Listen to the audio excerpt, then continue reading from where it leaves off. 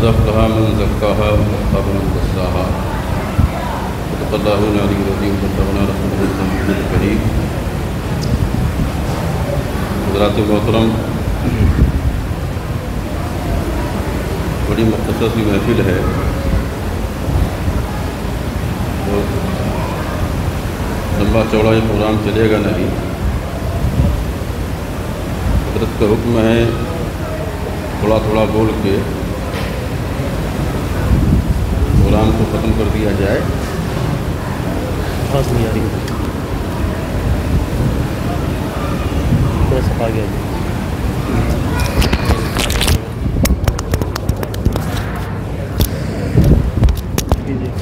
نکل رہا تھا.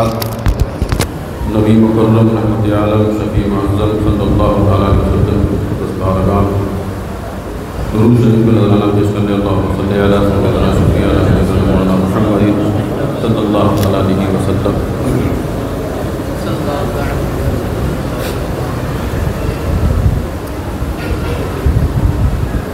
بڑی پرنور محفل ہے یہ.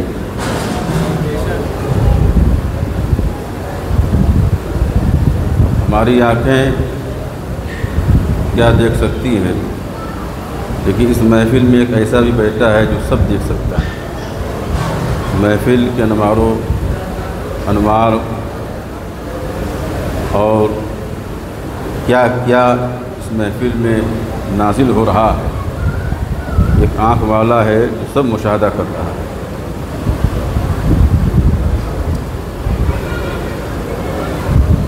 یہ حضرت کی معیت اور صحبت ہے کہ ہر سال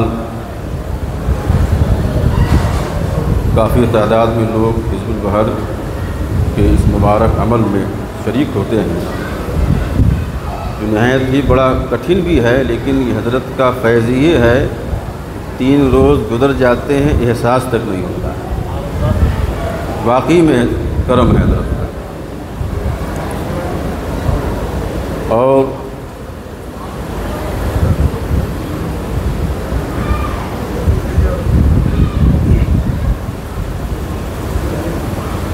آ جائیے.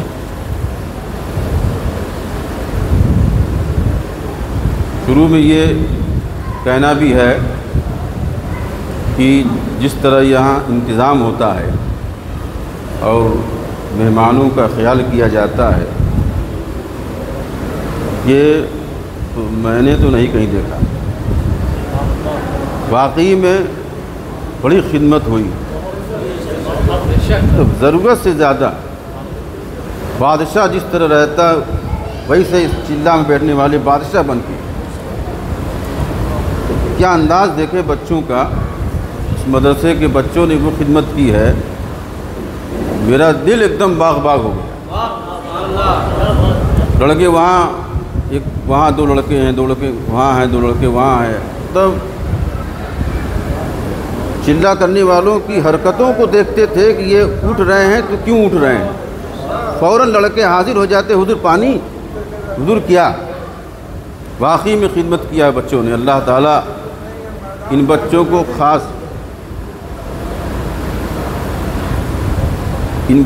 خاص حضور شیخ العالم کا فیض عطا فرمائے. اثر باغ احرام پوش سارے ہمارے پیر بھائی بیٹھے ہوئے تھے حضرت کی سامنے حالہ بنا کر.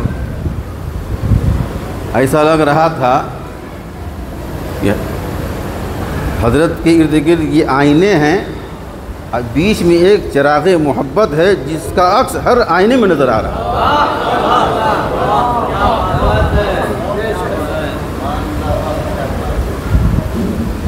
تو نے آنکھوں سے کیا پلائی ہے، تو نے آنکھوں سے کیا پلائی ہے کہ میں کدے میں بہار آئی. تو نے آنکھوں سے کیا پلائی ہے کہ میں کدے میں بہار آئی ہے. میں نے پہنی ہے خود یہ زنجیریں، میں نے پہنی ہے یہ خود یہ زنجیریں کہ تیری قید ہی رہائی ہے.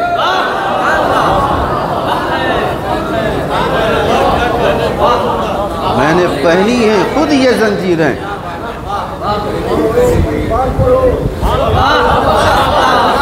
تیری نظروں نے تیری آنکھوں نے کیا پلائی ہے کہ میں کدے میں بہار آئی ہے، اب میں نے پہنی ہے خود یہ زنجیریں کہ تیری قید ہی رہائی ہے، میں نے پہنی ہے خود یہ زنجیریں کہ تیری قید ہی رہائی ہے۔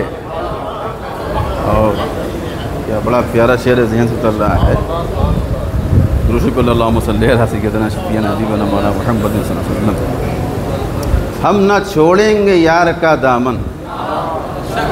بہت پیارا شعر ہے حاجی صاحب، یہ آپ کی زندگی کا یہ ترجمان ہے شعر۔ ہم نہ چھوڑیں گے یار کا دامن کہ زندگی بھر کی یہ کمائی ہے۔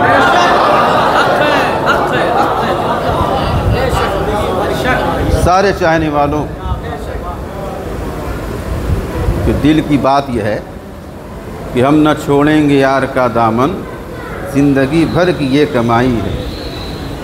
میں معتقد ہوں میں ابن حیدر کا، معتقد ہوں میں ابن حیدر کا، میری فطرت ہی کربلائی ہے۔ معتقد ہوں میں ابن حیدر کا، میری فطرت ہی کربلائی ہے۔ تو نے آنکھوں سے کیا پلائی ہے، میں کدے میں بہار آئی۔ حضرات محترم، کوئی تقریر کرنے کا تو کوئی ارادہ نہیں، لیکن حضرت کا حکم ہے تو بولنا ہے، ہم تو بہت فنکار مقرر بھی نہیں ہیں،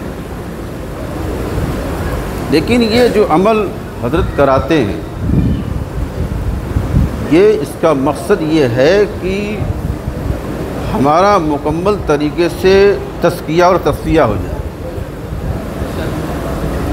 دل کے گرد و غبار ختم ہو جائیں۔ اس عمل سے، سنت کی پابندی سے، پیر کی محبت سے، ان کی صحبت سے، وہ بھی التزام کے ساتھ، تب کہیں جا کر بندے کے اندر یہ کمال پیدا ہوتا ہے کہ اس کا دل آئینہ ہو جاتا ہے۔ جب آئینہ ہوتا ہے تو پیر کا جلوہ اس میں نظر آتا ہے۔ یہ عمل کرانے کا مقصد یہ ہے، میں نے تو اسی مقصد کے تحت کیا۔ اب دنیا ہے اپنے اپنے مقصد کے لیے عمل کرتی ہے، لیکن مقصد یہی ہونا چاہیے کہ میری زندگی اچھی ہو جائے، میرے اندر اچھائیاں پیدا ہوں، میرے اندر پرہیزگاری پیدا ہو، میرا نفس مزکہ ہو جائے، میرا دل مصفہ ہو جائے۔ یہ یار کی جگہ ہے، اسے گندہ نہیں کرنا چاہیے، اسے صاف ستھرا رکھنا چاہیے۔ یار کو کہاں بیٹھاؤ گو، یہ یار ادھر ادھر بیٹھنے والا نہیں ہے، یہ یار کی جگہ دل ہے، اس دل کو صاف کر لو، تمہارا یار تم بلاؤ گے بھی نہیں، وہ آ کے فوراً جلوہ گر ہو جائے گا۔ دل ویسا ہونا چاہیے۔ دل اگر آئینہ بن گیا تو یہ ایسے ہیں ہمدرد، یہ ڈھونڈ لیتے ہیں، تم کسی کونے میں رہو گے ڈھونڈ لیں گے۔ دل والا اگر ہے تو اس دل والے کی نگاہ اس پر پڑتی ہے، وہیں سے یہ اسے نواز دیا کرتے ہیں۔ حضرات محترم، حضرت شیخ ابوالحسن شاذلی رحمۃ اللہ علیہ، جن کا پیارا یہ عمل حضور پیر و مرشد کے ذریعے سے ہم سب کو ملا ہے، یوں تو اس کی ہر دعا کے سطر میں فیض ہی فیض ہے، وہ حضرت ہی جانتے ہیں۔ ہر آیت، ہر دعا میں ایک الگ کیفیت ہے۔ حضرت کو صرف یہ جو عمل ملا ہے یہ صرف عمل نہیں ہے، نے حضرت کا وہ شجرہ پڑھا ہے، شجرے میں حضرت کو حضرت شیخ ابوالحسن شاذلی سے جو خلافت آ رہی ہے وہ بھی خلافت حضرت کو عطا کی گئی ہے۔ یہ صرف عمل ہی نہیں ملا ہے، یہ ایک بہت بڑا سلسلہ ہے شاذلیہ، بہت بافیض سلسلہ ہے، بہت بڑے مرد قلندر تھے حضرت شیخ ابوالحسن شاذلی رحمۃ اللہ علیہ، بڑے محبوب اکابر اولیاء میں سے ان کا نام آتا ہے۔ انہوں نے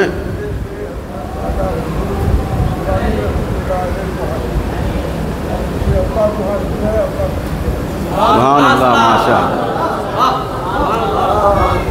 آئینہ جب دل بن جاتا ہے نا، حضرت بات یاد آ گئی حضرت کی، جب آئینہ ہوتا ہے نا تو ڈھونڈنے والا ڈھونڈ لیتا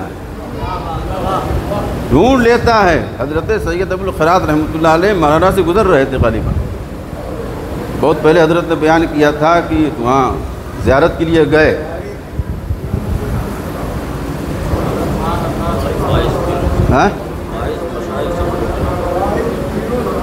سبحان اللہ سبحان اللہ، ایسے ہمارے شیخ ہیں، ہمیں کہیں جانے کی ضرورت نہیں ہے، دنیا کی دولت تو یہیں پہ موجود ہے۔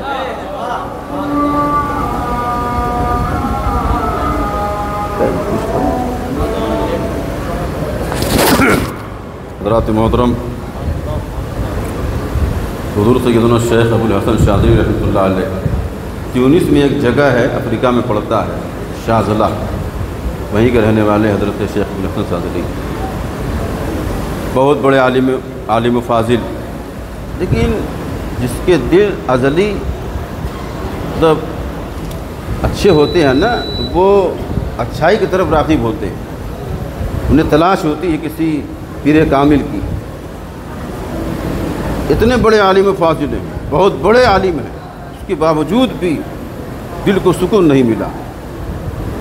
آج کیا ہے، بڑے بڑے علماء، عمر مت دیکھیے آپ، چھوٹی سی عمر ہے لیکن علماء بڑے بڑے ہیں۔ دیکھیے حضرت علامہ خالد ایوب مصباحی صاحب کہاں ناگور سے چلے آئے حضرت کی بارگاہ، ان کے ذریعے سے بڑے بڑے علماء حضرت کی بارگاہ میں آتے ہیں۔ ان کی عمر مت دیکھیے، کالی داڑھی ہے، یہ درسگاہ میں رہتے ہیں تو اس درسگاہ کے بادشاہ ہوتے ہیں، بڑا کام کرتے ہیں دین کا، ان کا خود ایک مقام ہے، اسٹیٹس ہے، جلوہ ہے، یہ چلتے ہیں تو۔ لیکن آپ دیکھیں جب پیر کی بارگاہ میں آتے ہیں لگتا ہے کوئی ادنا سا انسان۔ یہی پیری مریدی ہے، اسی کا نام غلامی ہے۔ غلامی اس انداز میں ہو کہ تمہارا رتبہ تمہاری ذات سے ظاہر نہ ہو پائے، تمہیں جب دنیا دیکھے تو ایک حقیق، ایک تمہیں غلام کی حیثیت سے دیکھے، ایک مرید کی حیثیت سے دیکھے۔ اگر تم نے مرید کی جگہ پر اپنے آپ کو پیر بنا لیا تو یہ جو نعمتیں، یہ سعادتیں مل رہی ہیں، وہ پھر دروازہ بند ہو جاتا ہے۔ اگر انسان ان کی بارگاہ میں جتنا اپنے وجود کو، اپنی ہستی کو گرا کے بیٹھتا ہے، گرا دیتا ہے، اللہ تعالیٰ کا کرم اس پر ہوتا ہے، مرشد کی خاص توجہ ہوتی ہے، جتنا گرتا ہے اس سے کہیں زیادہ اسے اٹھا دیا جاتا ہے۔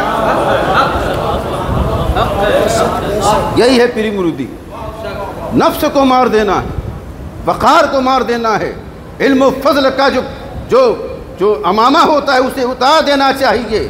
یہاں ایک عام انسان بن کر آنا چاہیے، ایک فقیر بن کے آنا چاہیے، جاروب کش ہونا چاہیے، ان کی بارگاہ کا خادم بنے رہنا چاہیے۔ جب یہ چیزیں انسان کے اندر ہوتی ہیں پھر اسی انسان کو یہ دولت دی جاتی ہے، اسی کو نوازا جاتا ہے، اسی پہ خاص توجہ ہوتی ہے، اسی پہ نگاہیں اٹھتی ہیں۔ پھر وہ عام والی نگاہ نہیں ہوتی ہے، وہ معرفت کی نگاہ ہوتی ہے، وہ جلووں کی نگاہ ہوتی ہے، اللہ کے قرب کی تجلیوں کی نگاہ ہوتی ہے۔ جب بڑھ جاتی ہے بندہ پھر وہ عام بندہ نہیں ہوتا ہے، پھر وقت کا بحر العرفان ہو جایا کرتا ہے۔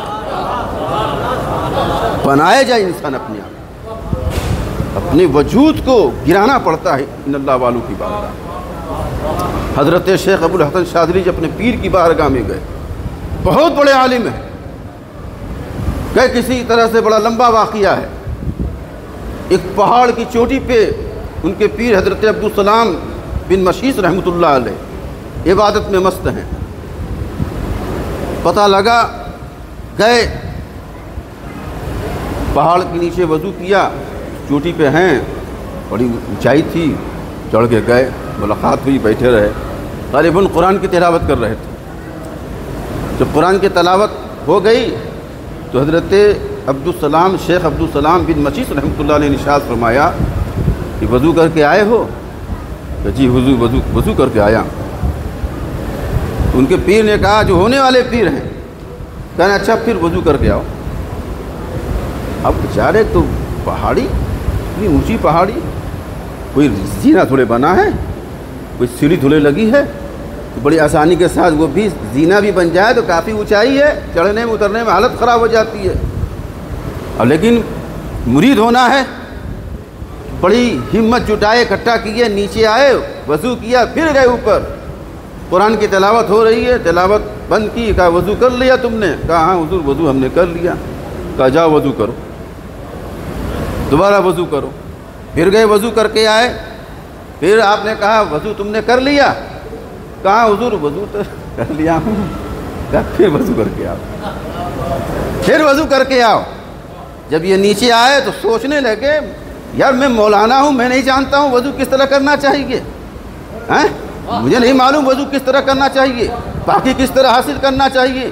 یہی تو میں مدرسے میں پڑھا ہوں، پوری زندگی میں نے گزار دی مدرسے میں، اسی فقہ کو جاننے کے لیے، نبی کی یہ شریعت کو جاننے کے لیے میں ہر چیز سے واقف ہوں، میں نے تو وضو صحیح سے کیا ہوں، لیکن کون سا وضو یہ مانگ رہے ہیں؟ اب یہی ہمیں مریدوں کو دیکھنا ہے کہ یہ کیا مانگتے ہیں ہم سے، یہ کون سا وضو مانگتے ہیں، کون سی پرہیزگاری مانگتے ہیں۔ ایسی پرہیزگاری نہیں کہ بیٹھے ہیں تو ان کے سامنے ہم اپنی گیت گائیں، اپنے چرچے بیان کریں، حضرت ہم نے یہ کر دیا، ہم نے وہ کر دیا۔ نہیں نہیں حضرت، جہاں جاتا ہوں سب آپ ہی کا جلوہ ہوا کرتا ہے، میرا جلوہ کچھ نہیں ہوتا ہے۔ پیر کی بارگاہ میں آپ نفلی عبادتیں کریں، یہ نہیں ہوتا ہے۔ پیر کی بارگاہ میں آپ کتابیں پڑھیں، یہ نہیں ہوتا ہے۔ پیر کی صحبت سے پڑھ کر کوئی یہ نفلی عبادتیں نہیں ہوتی ہیں۔ ساری عبادتوں کو چھوڑ کر پیر کی صحبت کو، ان کے چہرے کو دیکھنا ہی سب سے بڑی عبادت ہوتی ہے۔ اگر یہ راضی ہو جائیں گے تو اللہ دل ایسا بنا دے گا جو 40 سال میں ملنے والا ہے وہ ایک پل میں مل جایا کرتا ہے۔ ان کی توجہ ہونی چاہیے، توجہ نہیں تو کچھ نہیں۔ صاحب اب ہم تو وضو بنانے ہمیں آتا تو ہم کون سا وضو مانگ رہے ہیں؟